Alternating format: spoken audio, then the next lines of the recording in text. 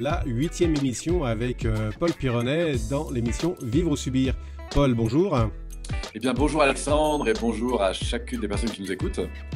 Alors, la semaine dernière, on a vu les ancrages. Cette semaine, la préparation mentale qui va être la suite. Est-ce que tu veux reparler justement de la semaine dernière et des 2-3 petits points que l'on a vus?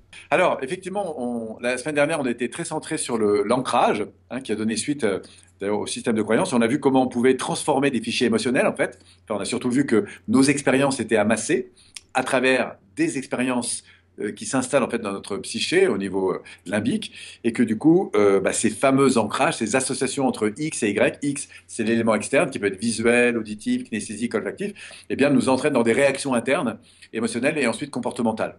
Donc l'ancrage, je rappelle, c'est vraiment cette association qu'il y a entre un stimuli et une réponse. Et heureusement que nous avons tout ça parce que ça nous permet de vivre. Quand je vais apprendre à conduire, par exemple, une fois que je sais que quand le feu est vert, il faut que j'accélère, ou au contraire, que quand le feu passe à l'orange, il y a des automatismes qui se créent, et heureusement, parce que ça me permet de vivre. Alors après, on a vu que ces ancrages étaient soit positifs, soit négatifs, et la bonne nouvelle, c'est qu'on peut bien sûr les transformer. On a parlé de l'auto-ancrage. Là maintenant, on va aller un petit peu plus loin, c'est-à-dire qu'on va utiliser en fait cette flexibilité neuronale pour pouvoir, donc ces ancrages, pour pouvoir en fait se préparer à donner le meilleur de soi dans une situation future. Tu avais parlé, t'avais parlé il y a quelques temps de ça, justement, que le mental, le cerveau ne faisait pas la différence entre la réalité et puis justement la création. Oui, d'ailleurs on le sait, dans les hémisphères là-haut, c'est exactement les mêmes zones qui sont mobilisées. C'est-à-dire que si, la dernière fois je vous le faisais faire avec un citron, mais on peut le faire avec n'importe quoi, c'est-à-dire que si vous pensez à un fruit que vous aimez bien, donne-moi un parfum que tu aimes bien. Le papaye. Voilà, les autres, pensez juste comme ça à un parfum que vous aimez bien. Si je vous donne une sucette, par exemple, quel type de goût, si vous avez le choix, vous allez plutôt prendre? Prendre quoi? La papaye? Ouais, papaye, ouais. Pour une sucette, ouais. Ou Coca-Cola. Coca-Cola. Certains, ça va être peut-être la fraise, ou peut-être le caramel, ou je sais pas quoi. Mais il est clair que si tu penses à caramel, il n'y a pas la même expérience en termes de référence qui va venir que si on parle de citron, ou de menthe, ou de chocolat, ou de je sais pas quoi. Pourquoi? Parce que le cerveau a enregistré intérieurement, il a donc fait des associations, il a donc des ancrages, il a donc des apprentissages qui, du coup, ne nous renvoient pas aux mêmes expériences en fonction des parfums. Donc si maintenant je ferme les yeux et que je repense au parfum du chocolat, ou du parfum du caramel, ou de l'orange, ou de la menthe, etc., j'ai évidemment des références différentes pour arriver. Et plus j'entre dans l'éveil de ces sentiments, plus je peux expérimenter réellement, intérieurement, l'expérience de la chose. Et donc du coup, même si ça n'existe pas, ma réaction interne, elle est tout à fait juste. Alors, ce qui est intéressant, c'est que du coup, on s'en rend pas compte, mais je disais la dernière fois que quand je pense à un événement futur, si j'ai eu des références dans le domaine qui n'ont pas été très positives, j'ai donc des fichiers négatifs. Du coup, si j'ai jamais parlé en public, comme je suis un peu inquiété intérieurement, parce que c'est nouveau, ne serait-ce que parce que mon système nerveux n'a pas encore connu cette expérience, donc du coup, c'est nouveau, donc du coup, c'est dangereux pour lui. Et à ce moment-là, comme c'est un peu dangereux, il ne va pas aller chercher des références automatiquement positives, mais il va plutôt me renvoyer à des références un peu négatives. Mais je n'ai pas conscience de ces références. C'est-à-dire que quand j'évalue la situation future, je ne me rends pas compte en fait, que mon cerveau s'appuie sur des références. Mais je ne peux pas évaluer une situation sans qu'il y ait de références. Si je rentre dans une pièce, par exemple, je peux évaluer l'odeur de cette pièce par différence. Mais une fois que je suis dans la pièce depuis un moment, je ne me rends plus compte de ça. On l'a tous vécu. On est une réunion, et puis tout d'un coup, on sort et on revient, et là, on se dit, il faut vraiment ouvrir les fenêtres, quoi. Pourquoi? Parce qu'on a perdu la référence. Et donc, c'est vrai de partout. Et donc, du coup, si moi, j'ai des référentiels qui ne sont pas très solides sur le plan de la confiance en moi, il est clair que quand il s'agit d'aller voir un inconnu, quand il s'agit de faire quelque chose de nouveau, du coup, la référence qui revient automatiquement derrière, émotionnelle, va m'entraîner justement dans une baisse en termes de sentiments positifs et l'inverse. Alors, la bonne nouvelle, c'est qu'on peut changer ça. On peut changer ça et on va voir comment. C'est tout l'idée de l'utilisation des ancrages positifs pour se préparer à donner le meilleur de nous-mêmes dans une situation. Alors, soyons clairs. Si je prépare, par exemple, un jeune pour un examen, comme le bac ou quoi que ce soit, je peux faire tout le travail que je veux en PNL, sur le plan émotionnel, je peux chercher la référence confiance, la référence détermination, la référence motivation, la référence je sais pas, enthousiasme et tout ça, on peut aller chercher tous ces éléments, mais si le gars il n'a pas bossé ou la nana n'a pas bossé de l'année, elle ne va pas pour autant trouver des réponses, on est bien d'accord. Si vous voulez apprendre à faire une pizza, je peux faire de la préparation mentale, mais à un moment donné, il faut intégrer le geste. Moi, je rappelle ça parce que c'est très important, que ça ne suffit pas d'avoir l'intention, après il faut acquérir le savoir-faire. Ça a une réelle importance ce que tu dis, parce que souvent, on arrive à dire que la PNL, c'est magique, que juste comme ça, là, tout va arriver. Mais non, il y a quand même du travail de fond. Et les personnes, quand elles passent un examen, il y a deux parties. Il y a la préparation, mais il y a aussi le fait qu'il faut qu'elles aient préparé leur examen techniquement. Alors, ce qu'on sait, c'est que l'inverse aussi fonctionne. C'est-à-dire que je peux avoir énormément travaillé, mon texte, mes cours, etc. Mais comme j'arrive dans une insécurité, là, pour le coup, c'est l'inverse qui se passe. C'est-à-dire que tout ce que j'ai appris, eh bien, n'arrive pas. Et une des choses, d'ailleurs, qui va vous alerter très vite, quand vous avez quelqu'un qui est angoissé, c'est qu'il quitte son champ de l'instant présent. Il se met dans de l'agitation. Il vit par anticipation le truc, au lieu d'être extrêmement présent à ce qui se passe. Donc on va en parler, mais ça c'est un facteur de performance, c'est apprendre à être ce que moi j'appelle en nom d'alpha, c'est-à-dire connecté à l'instant présent et complètement en contact avec lui-même. Et accepter l'idée que quand il est dans l'instant, il aura de toute façon l'intelligence qu'il faut pour gérer la situation. Moi, il y a un truc qui m'a énormément aidé, je faisais de la PNL avant de l'apprendre, quand j'étais enfant, c'est que comme j'avais toujours peur d'aller chez le dentiste, ça c'était vraiment une angoisse pour moi. Et un jour, j'ai réalisé que il y a un truc qui m'a énormément aidé, c'est quand je me suis dit, pour l'instant, ça va. Alors j'arrivais dans l'ascenseur, je me souviens très bien de l'ascenseur, il était vert, il y avait 3 étages. Je me dis pour l'instant ça va. Alors j'appuyais au premier, deuxième, pour l'instant ça va. Je rentrais dans le cabinet, je dis pour l'instant ça va. Et puis je m'asseyais sur le fauteuil du dentiste, là. Il me mettait en verre, je dis pour l'instant ça va. Puis après il arrivait avec sa piqûre pour m'endormir dans la gencive, évidemment c'est le moment que j'avais peur. Mais je dis pour l'instant ça va. Et puis après il me piquait. Je dis bon ça pique un peu mais pour l'instant ça va. Et puis finalement, j'avais dit, pour l'instant, ça va pendant toute la... Et puis il avait arrêté, il avait soigné, pour l'instant, ça va, pour l'instant, ça va. Et finalement, j'avais réalisé que en fait, c'était allé tout le temps. Mais que j'avais été capable avant de me créer une grosse angoisse. Donc ça, c'est déjà un premier indicateur très important. Si vous voulez performer dans le sport, dans un examen, dans un entretien, on va voir, c'est très important de se préparer. Mais après, un des facteurs très très importants, c'est d'être vraiment dans l'instant présent. Et de vous dire, peut-être, pour l'instant, ça va. Et après, d'aller chercher les états émotionnels qui sont les plus favorables au fait d'être au mieux pour gérer l'interaction des choses. Alors, c'est vrai que si vous êtes préparé, et du coup, vous êtes préparé à gérer des aléas, puisque vous avez déjà anticipé les choses. Par exemple, quand on forme des pilotes, je travaillais un peu avec la patrouille de France, je me suis rapproché d'eux, et comme ils sont très pointus, ils font des figures ensemble, etc., ils sont obligés, alors ils ont un truc qui s'appelle la musique, c'est-à-dire qu'ils se mettent en phase ensemble, ils ferment mentalement le truc, et ils vivent complètement le processus. Et la musique, c'est quoi? C'est la musique, en fait, du leader. C'est-à-dire que chacun écoute, il dit par exemple 1, 2, 3, top, et puis lever à droite, 1, 2, 3, top, on resserre à gauche, 1, 2, 3, top, on attaque la descente ou la boucle. Voilà. Et chacun va réagir à la voix, en fait, du leader. Et c'est comme ça qu'ils travaillent complètement en symbiose, en fait, comme dans un orchestre, en fait. Mais c'est tellement travaillé qu'ils arrivent à avoir une justesse absolument incroyable, et il le faut, parce que quand vous volez à 600 km/h, à moins d'un mètre des autres, il faut être absolument... Et je dis, en fait, l'entraînement, ça sert à gérer et intégrer ce qui doit être intégré, de façon à avoir l'esprit libre pour gérer tous les aléas. Et à ce niveau-là, en fait, des aléas, il peut y en avoir plein. Voilà. Et donc, c'est ça qui est intéressant, c'est que la préparation mentale, ça nous permet d'intégrer au meilleur possible, à la fois émotionnellement, les comportements qui sont les plus favorables. D'accord? Et on va voir comment on va le faire. Et puis après, il faut gérer l'instant présent. Ça, c'est la première donne. Alors maintenant, comment on fait cette préparation mentale? Souvenez-vous des ancrages. Je vous disais, OK, dans un ancrage, par exemple, je partais d'un sentiment que j'avais envie de retrouver, par exemple la confiance. Je fermais les yeux, je retrouvais le sentiment de confiance, j'allais chercher des références en fonction de ça, et je faisais une évocation multisensorielle, vous l'avez vu. Éventuellement, je me dissociais, j'allais chercher un ancrage, et voilà. Vidéo précédente, si vous avez envie de revenir là-dessus. Là, on va aller un peu plus loin, mais faites la vidéo précédente si vous ne l'avez pas vue, parce que ça va vous préparer à ce qu'on va faire aujourd'hui. La préparation mentale, là, pour le coup, c'est... je ne vais pas choisir un état interne. Je vais choisir un événement. Et donc, comme on l'a fait pour les objectifs début de nos séries d'émissions, eh bien, je vais visualiser la scène devant moi. C'est-à-dire que je vais me dire, bon, prenons cet examen que je vais avoir demain, ou prenons, imaginons que je veuille progresser, par exemple, sur la manière d'accueillir mes enfants quand ils rentrent de l'école, ou que je veux progresser sur la confiance en moi, parce que demain j'ai une conférence, ou un démarrage de séminaire, je ne sais pas quoi, et je veux être vraiment au meilleur de moi-même, ou j'ai un spectacle à donner, ou j'ai un examen à passer, ou j'ai un permis de conduire, enfin bref, j'ai un entretien, j'ai quelque chose en face de moi, à quelques jours devant moi, et je veux être au meilleur de moi-même. La première chose, c'est d'identifier, c'est-à-dire de poser, de voir, d'entendre et de ressentir. Revenir aux objectifs, deuxième émission qu'on a faite ensemble, pour visualiser. Donc je vais vous dire, voilà, si vous êtes à côté de moi, imaginez que vous êtes à côté de moi, d'accord, je vais vous dire, voilà, visualisez, par exemple, demain matin, imaginons que demain matin, vous avez un événement important. Ça peut être votre petit déjeuner, le démarrage d'une émission, ça peut être un entretien que vous avez à faire, une réunion que vous avez à gérer, quoi que ce soit. Visualisez-moi ça. C'est-à-dire, ouvrez les yeux et regardez, créez une bulle, d'accord, et visualisez. C'est-à-dire, vous devez vous voir dans la scène. Au début, vous allez vous voir de dos. Puis après, faites tourner le plateau pour voir de profil. Et voyez-vous dans l'environnement. C'est très important, on l'a vu au début, de vous voir vous et de vous voir l'environnement. Et ensuite, regardez comment vous faites habituellement. D'accord? Comment vous êtes? Comment vous captez les choses? Est-ce que vous êtes bien? Vous n'êtes pas bien? Et ensuite, vous allez optimiser. C'est-à-dire, vous allez vous voir au meilleur de vous-même. Et c'est très important que le cerveau il fasse un gap entre ce que vous faites habituellement et comment vous seriez si vous étiez vraiment au top. Il faut mesurer cet écart. D'accord? Parce que la manière dont vous allez vous percevoir, c'est probablement la manière dont vous allez aborder la situation.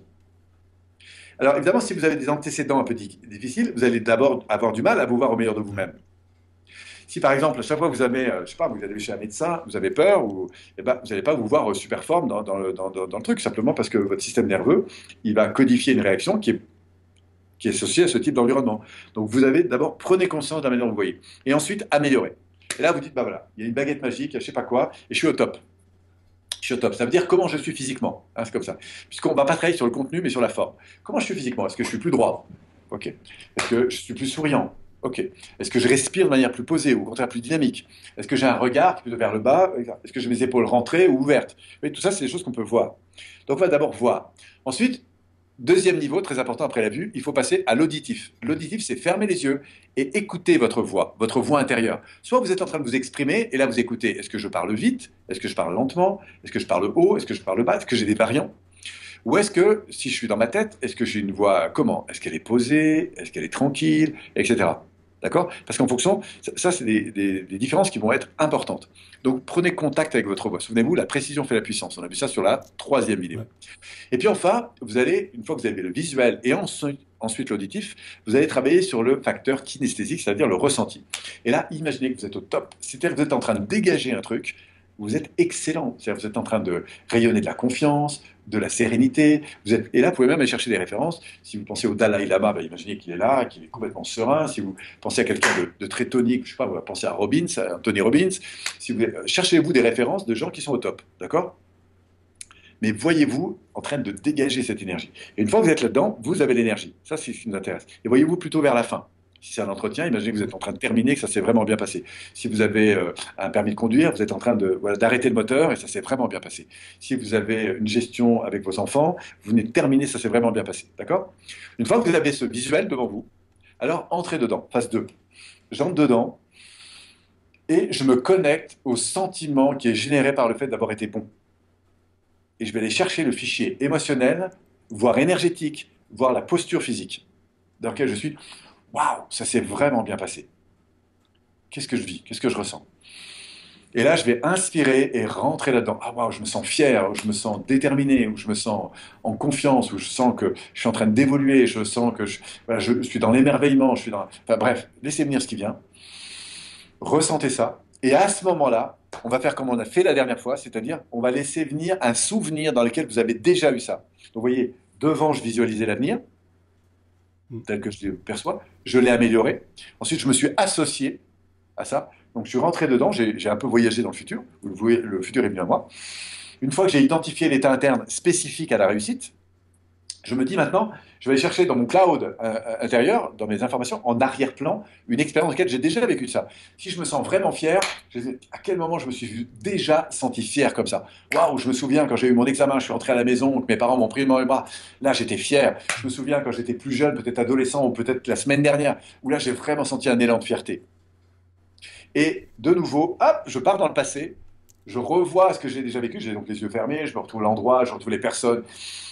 Et là, je m'appuie sur une référence qui était réelle dans mon cloud.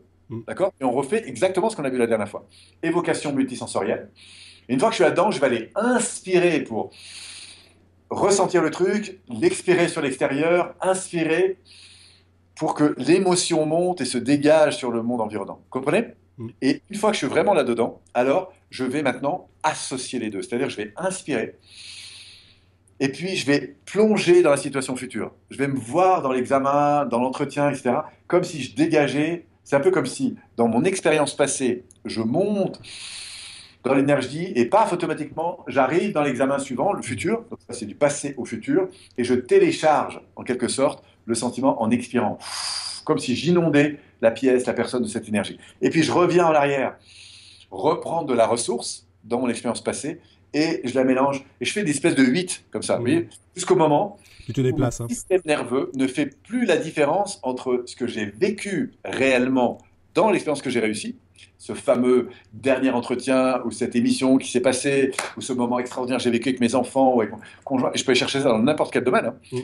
Et puis, cette situation future que je vis avec la même expérience émotionnelle, énergétique, physique. Et donc, quand ces trois niveaux, physique, énergétique et émotionnel, sont mélangés à ces deux expériences, alors on a ancré, c'est-à-dire qu'on a décalqué en quelque sorte, on a associé le passé et le futur. Mhm. Et ça s'est collé. On a fait ce qu'on appelle un mouvement dans le temps, hein, on parle de ligne de temps en PNL, Mhm. et on a été un peu comme des chrononautes, on a voyagé dans le temps, et émotionnellement, ça c'est super, c'est-à-dire que je peux vivre dans le passé, je peux vivre dans le futur. C'est extraordinaire, dans le présent, hein. Et donc, du coup, je ne fais plus la différence des deux. D'accord? Et à ce moment-là, du coup, quand je vais repenser à la situation future, émotionnellement, elle est complètement ancrée à des fichiers qui sont beaucoup plus positifs. Mhm. Et le cumul d'une perception positive associée à des fichiers positifs, eh ben, ça vous change complètement la posture intérieure. Et vous avez fait donc ce qu'on appelle une préparation mentale et émotionnelle. Et du coup, bah, fort de ces perceptions et de ces sentiments beaucoup plus forts, il est évident que votre attitude va changer, mais pas seulement l'attitude à l'égard de l'environnement, Mhm. et l'attitude mentale, les fichiers, tout, enfin tout ça va arriver. Comportement. L'interaction, évidemment, va changer avec votre environnement et les résultats seront complètement différents. Mhm. Voilà, très simplement, comment on procède dans cette préparation mentale. Mhm. Petite question d'ordre technique pour que les personnes qui nous regardent ou qui nous écoutent. Quand tu Très bien. passes du passé au futur, tu te déplaces d'un pas, c'est comme si tu avais fait Oui, ta bulle, hein. voilà, je me suis mis sur le profil pour montrer un peu aux gens. Mhm. En général, je fais un petit pas en avant, C'est ça. je passe dans l'avant, un petit pas en arrière, mais c'est juste un mouvement de bassin en fait. Voilà, ouais. Et puis jusqu'au moment où je vais mélanger les deux, un peu comme des 8. Mhm. Voilà. Moi, j'aime bien le mouvement de la vague parce qu'il me parle énormément. Donc, j'inspire dans le passé. Et quand j'inspire, je fais donc Ouais, monter l'énergie à laquelle je vais. Et je l'expire en faisant un petit mouvement du bassin en avant, comme si je téléchargeais ça dans l'environnement. d'accord. C'est très intéressant parce que, au fond de moi, ce que je suis en train d'associer, c'est ce que je suis en train de dégager comme énergie. Ouais. Quel est le don que je suis en train de faire au niveau de la posture, au niveau de l'énergie que je rayonne, au niveau émotionnel, et bien sûr que le mental, il va suivre là derrière, le lien à l'environnement va suivre là derrière, Ouais. et c'est ça qui est intéressant. Et vous verrez, si vous avez fait des entretiens, si vous avez écouté des conférenciers, et regardez autour de vous, quand les gens s'expriment avec vous, c'est pas ce qu'ils disent qui compte, c'est ce qu'ils dégagent. Mhm. Et ce qui dégage, c'est de l'émotion. Pourquoi? Parce qu'on communique beaucoup plus à travers le physique, à travers l'énergétique et à travers l'émotionnel. Et quand vous êtes calé sur ces trois niveaux, automatiquement, vos pensées sont cohérentes avec ça. Mhm. Et quand vous allez vous retrouver dans la situation, ça a été préparé, votre système nerveux il est donc préparé. Vous n'avez pas besoin d'y repenser, parce que lui, il a les références. Il y a un Et là, vous automatisme. êtes pleinement dans l'instant présent. Inspirer, sourire. Ce qui est très important, c'est la posture. Mhm. Et automatiquement être vraiment présent de ce qui se passe. Et moi, je vous invite, ce qu'on appelle, vous savez, on a les ondes bêta, alpha, etc. Mhm. Les ondes alpha, c'est le moment où vous êtes complètement connecté à vous-même, ce qu'on appelle le flow. Le flow, c'est quand vous êtes dans l'instant. Être à l'instant. Il y a un film que j'aime beaucoup qui s'appelle évidemment, ça ne me revient pas au moment où je vous en parle.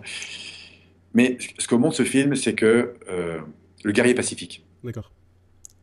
Il y a une séquence qui est géniale, c'est-à-dire que le sportif, il est là, complètement pris, il veut réussir, et puis son coach, donc le voit arriver, ils sont dehors dans un grand parc, ils sont même sur un pont, et puis, ah ouais, j'ai pas le temps ce soir, j'ai pas le temps de venir m'entraîner, machin, ou alors je trouve qu'on va passer vite. Et le gars, il le prend et il le met à l'eau.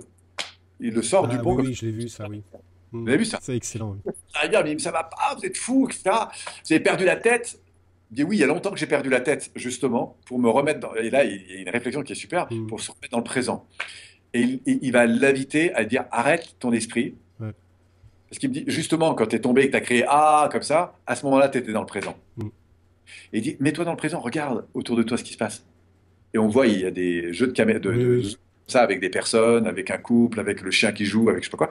Et on le voit à la fin, quand il va réussir, parce qu'il fait des anneaux, hein. Mhm. Il est en compétition, et il gagne une compétition, et les gars qui sont avec lui, ils disent mais c'est quoi toi ta clé? Et il dit c'est d'être dans l'instant. C'est-à-dire qu'il est plus dans le fait de réussir sa compétition, ça c'est déjà travaillé, mais il est à fond dans l'instant présent. Il est canal. Canal, ça veut dire que c'est vraiment une dimension qui m'intéresse beaucoup. Alors, c'est pas l'espace ici pour en parler, mais je vais vous en faire un petit apport, puis après on va boucler parce qu'il est bientôt, c'est bientôt l'heure. Mais euh, c'est que vous êtes d'abord des canals. Et une fois que vous avez aligné intérieurement la posture, laissez l'inspiration vous envahir. Parce qu'il y a quelque chose de beaucoup plus grand que vous qui va gérer la situation. Ce qui diminue énormément le potentiel, c'est de ne pas être aligné dans ce flow. Les sportifs passent du flow. C'est quand vous êtes complètement là, vous jouez au tennis, vous sentez les environnements, vous sentez le terrain, vous sentez la raquette, vous sentez le public, et vous êtes dans le flow, vous êtes dans l'instant. Ne cherchez pas à savoir ce qui va se passer après ou avant, vous êtes à fond dans l'instant. Et ça, c'est le flow. Quand un artiste, par exemple, est exceptionnel, il l'est parce qu'à ce moment-là, il est en interaction. Alors, on le voit dans les niveaux bon, j'ai pas prévu de parler de ça, mais je vais vous en parler. Mais tu sais, on a différents niveaux du cerveau qui fonctionnent. On a d'abord le cerveau reptilien qui est là dans nos insécurités. C'est là où il y a les ressources les plus grandes. C'est être capable de vous couper une main, etc. dans les situations d'urgence, ou de lever des poids incroyables, ou de piquer des 100 mètres que vous pourrez voir. Après, il y a toute la dimension émotionnelle. C'est le deuxième cerveau, qui est le cerveau plus émotionnel, donc limbique, dans lequel s'organisent en fait toutes les programmations émotionnelles. Ce que vous aimez pas, ce qui est bien et pas bien, enfin tout ça. Après, vous avez le niveau plus intellectuel, donc c'est le niveau de la pensée, de la perception. Donc là, vous allez comprendre les choses, et parfois comprendre, évaluer les choses de manière différente, ça peut changer le système émotionnel qui conditionne vos pensées. Ok. Et puis au-delà de ça, donc ça c'est le mental. Donc là, vous avez l'analyse, l'observation, la compréhension des choses. Et puis après, moi je parle du supramental. Le supramental, c'est quand vous êtes au niveau de l'intuition. Et l'intuition, elle vient quand vous êtes inspiré. Elle vient parce que vous êtes complètement aligné en vous et avec l'environnement. Si par exemple on est dans une grande qualité de relation, eh bien on va avoir un niveau d'inspiration qui est plus grand. L'artiste qui est excellent, il devient excellent parce qu'il est en telle qualité d'interaction avec son environnement que du coup il est porté par de l'inspiration. Il n'est pas en train de se dire ça m'est avant, qu'est-ce que je vais dire. Il a acquis tout ça et comme il est pleinement dans l'instant présent, quand il y a une question qui arrive, quand il y a une situation, il va aller automatiquement chercher dans ses références les fichiers les plus appropriés pour réagir. Un grand thérapeute, un grand coach, un grand musicien, un grand expert, il ne cherche pas à savoir ce qu'il va faire après. Il est complètement dans l'instant et en fonction de ça, il laisse sa sensibilité, sa créativité réagir. Et c'est ça qui est très intéressant. C'est quand on est capable de rentrer dans cette pleine conscience de l'instant présent. Alors bien sûr qu'on a travaillé, on s'est entraîné, mais à ce moment-là, on va laisser le flow, c'est-à-dire qu'on est plus que nous-mêmes. On est connecté à quelque chose de beaucoup plus grand, voire même sur un plan spirituel, on est même, pourquoi pas, relié à des niveaux plus élevés, parce qu'il y a le niveau de reliance, après l'inspiration, on a le niveau de reliance. Donc là, il y a toute la dimension des voisins du dessus, bon, je sors un peu du contexte, mais on s'aperçoit qu'il y a quelque chose de beaucoup plus grand qui nous mène, et c'est ça, pour moi, qui est vraiment intéressant. Quand je dis qu'on est des antennes, quand on est des canaux, c'est de travailler sur la qualité de cet échange d'informations. Vous savez, on met aujourd'hui beaucoup plus d'informations dans une clé USB qu'il y a 10 ans. On fait passer beaucoup plus d'informations dans les tuyaux. Et aujourd'hui, je pense que c'est toute une des voies du développement personnel qui m'intéresse et qui me passionne actuellement, c'est de travailler sur le canal, en fait. Nous sommes un canal et que l'ambition, c'est de faire en sorte que nous puissions accroître la faculté de l'information qui vient de l'extérieur et de l'intérieur et de l'extérieur. Donc au début, quand on débute, on apprend à sélectionner l'information, et puis après, on va aller de plus en plus loin pour gérer une masse d'informations de plus en plus grande. Quand un pilote se forme, au début, il apprend sur des petits avions, après, on lui apprend à faire de la voltige. Je parle de ça, c'est un domaine qui me passionne. Ensuite, quand on veut le passer sur un avion réaction, il commence par faire une vingtaine d'heures avec un deuxième pilote. Pourquoi? Parce qu'il gère des masses d'informations de plus en plus élevées. C'est-à-dire, qu'est-ce qu'on lui permet de faire? On lui permet de gérer des masses d'informations entre l'environnement et l'intérieur de plus en plus grandes. Un musicien, c'est la même chose. Quand il apprend à jouer et quand il joue des années après dans un orchestre, il est capable, en fait, de gérer des interactions d'informations, un flot d'informations beaucoup plus important. Après des années de radio, tu gères un masse d'informations beaucoup plus importante. Pourquoi? Parce qu'il y a des tas d'acquis. Même si consciemment, tu ne gères toujours qu'une masse de 5 plus ou moins 2 informations simultanément. Mais comme il y a des tas de choses qui ont été acquises en arrière-plan, eh bien, du coup, c'est ton système, donc il y a ta conscience, la préconscience, c'est ce que j'appelle la préconscience et l'inconscience qui vont prendre le relais. Et du coup, on se lâche, on se détend et on gère en fait finalement que les aléas. Mais c'est possible de le faire parce qu'on a eu des heures de travail. Oui, justement, tu as eu beaucoup en fait, d'apprentissage et de visualisation de choses que tu as déjà vécues, des ancrages. Voilà. Et ce qui va être déterminant, que ce soit pour un jeune apprenant, quelqu'un de plus expérimenté ou un expert, quel que soit le domaine, c'est la qualité de présence dans laquelle il va se mettre, intérieure. Pourquoi? Parce que encore une fois, son physique va conditionner son énergétique, qui va conditionner son émotionnel, qui va conditionner son mental et qui va conditionner son spirituel, c'est-à-dire son interaction à un niveau de reliance plus ou moins grand en fonction de son niveau de conscience. Mais c'est l'ensemble de ces canaux en fait qui vont faire l'excellence. Et c'est ça qu'on appelle le flow, c'est quand on est dans cette dimension qui nous dépasse, on sait exactement quoi dire, quoi faire, quoi sentir, quoi réagir, parce qu'on est pleinement là. C'est ça. En fait, on est pleinement là et puis en même temps, on est détaché de tout ce qui nous entoure. On vit vraiment l'instant présent. Et ça c'est très important, ce que tu viens de souligner, je vais juste rebondir là-dessus. On est détaché, c'est-à-dire que si ça marche, c'est chouette, si ça marche pas, c'est aussi chouette. C'est aussi chouette. Du coup, ça nous augmente dans cette présence, au lieu d'être à tout prix rattaché à l'autre, on lâche. Et du coup, on est beaucoup plus acceptant de ce qui se passe de l'environnement, ouvert, et du coup, on est beaucoup plus en construction. Voilà. Et donc, la préparation mentale, hein, pour revenir là-dessus, c'est me visualiser au meilleur de moi-même, m'associer à cette expérience, d'abord voir, entendre et ressentir l'émotion, aller chercher en fonction de ce facteur émotionnel une référence passée, un souvenir dans lequel j'ai connu ça, évocation multisensorielle, j'inspire, je monte dedans, et ensuite je mélange passé, futur, futur, passé, passé, futur, futur, passé, jusqu'au moment où je ne sais plus faire la différence. Si je veux pousser le plus loin, c'est la cerise sur le gâteau, mais parfois c'est la cerise qui donne ce qui fait toute la différence. Ouais. Je fais des ponts dans le futur. C'est-à-dire, je me vois à 1 semaine, puis à 3 semaines, un peu comme si je grandissais dans cette faculté à aborder cette situation, dans cet état d'esprit, dans cet état d'émotion, dans cet état d'énergie, dans cette posture physique, énergétique, émotionnelle, etc. Et puis quand j'ai fait plusieurs ponts dans le futur, je me suis vu dans différents contextes futurs, après je réalise qu'en fait ce fichier, il est là depuis bien longtemps. C'est vraiment une fibre émotionnelle qui est en moi et que peut-être plus jeune adulte, peut-être adolescent, peut-être même déjà enfant, je réalise que j'avais ça en moi. Et du coup, ça conforte sur le plan conscient, préconscient et inconscient le fait que je suis vraiment animé, habité de cette dimension et que, tout comme je l'ai retrouvé maintenant, je peux la retrouver aussi souvent que je le souhaite. Donc là, c'est des petites modalités supplémentaires mais qui vont permettre de renforcer fortement ce processus. Alors, il ne faut pas très longtemps pour le comprendre, mais c'est à ça que ça sert, les séminaires. C'est de venir s'entraîner à faire ça. S'entraîner à faire ça, ça veut dire qu'on va assister à des démonstrations, vous allez l'expérimenter sur une personne, quelqu'un va l'expérimenter sur vous, on va revenir, on va faire des feedbacks, on va gérer les aléas, vous allez renforcer le truc. Et c'est comme ça, en le faisant 3, 4, 5, 6 fois, qu'après, vous pourrez le faire dans la vie de tous les jours. Et ça va vous transformer la vie, c'est sûr, et l'interaction que vous avez avec votre environnement. C'est absolument certain. Ah oui, je suis bien d'accord avec toi pour l'avoir expérimenté, c'est sûr et certain. On change du tout au tout. Juste une question pour les personnes qui nous écoutent. Tout à l'heure, tu parlais donc de se projeter dans l'avenir quand, par exemple, tu es dans une salle d'examen, etc. Certaines personnes peuvent poser la question suivante, qui est de dire, mais moi, cette salle d'examen, je la connais pas, je l'ai jamais vue. Comment est-ce que je peux me la représenter? Ça, c'est très intéressant. Si vous connaissez pas l'environnement, inventez-le, imaginez-le. Parce que nous, ce qui nous intéresse, je peux me voir avec une personne, 2 personnes, 3 personnes qui m'auditent, par exemple, ou qui, voilà, j'imagine. Mais le cerveau, il a besoin, on a vu ça dans la vidéo numéro 2, quand on a parlé des objectifs, et on l'a renforcé dans la vidéo numéro 3, on a vraiment besoin, le cerveau, il a besoin, pour se représenter une chose, d'un environnement donné. Mais par contre, c'est pas grave si l'environnement n'est pas le même.